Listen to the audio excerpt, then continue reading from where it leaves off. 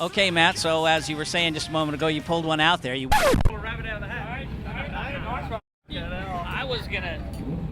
Out of the hat the rider was that was good. Yeah, or out of the ass. You went back to a previous setup after going on a bit of a setup walkabout.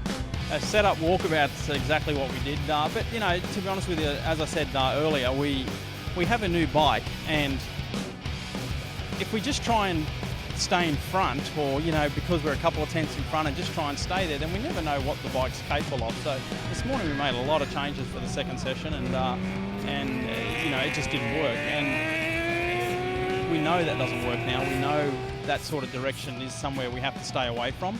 So, you know, we this afternoon we went back to closer to how we were this morning. Actually, almost all the way back to how we were this morning, and we sort of knew the lap time it could do because we did it this morning, and we pushed it a little bit harder and got another couple of tenths out of it from what we did this morning, which was good enough for Superpole today.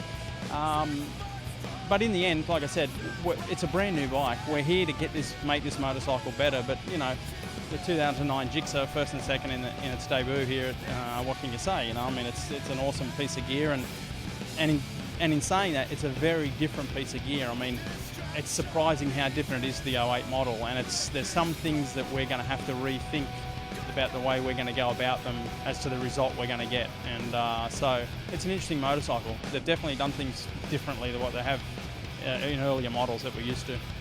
Can you tell us a little bit about where you went on the walkabout? Was it like a stiffer springs, or? We changed quite a lot of stuff, and to be honest with you, the numbers didn't add up. If we came here on the new bike with us somewhat looking at numbers that we would run in the past, it didn't add up. So we came here with something that we sort of left Infineon with, and Infineon and this racetrack, as far as setup goes, for us is very different. So we sort of came here with something we left Infineon with the add-ons that I said we found a bit of stuff at Infineon there at the end of the second day. But that's engine stuff. That wasn't anything to do with the chassis. And then in the first session it was reasonable. I mean, you know, of course we're trying to make it better, so we went and changed, and we put some numbers into the bike that were a bit more like we would normally run here on the old bike, and this bike doesn't want to be called old, obviously. So I struggled to get within, you know, well, my best lap in the afternoon session was a 6.3. I think this morning I done 5.7 or 5.8, and then a 6.3 in the afternoon session. Very rarely do we go backwards by half a second, but we did.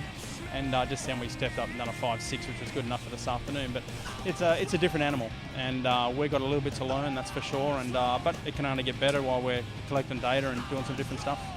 Congrats. Thanks, guys. Looks like I stand corrected.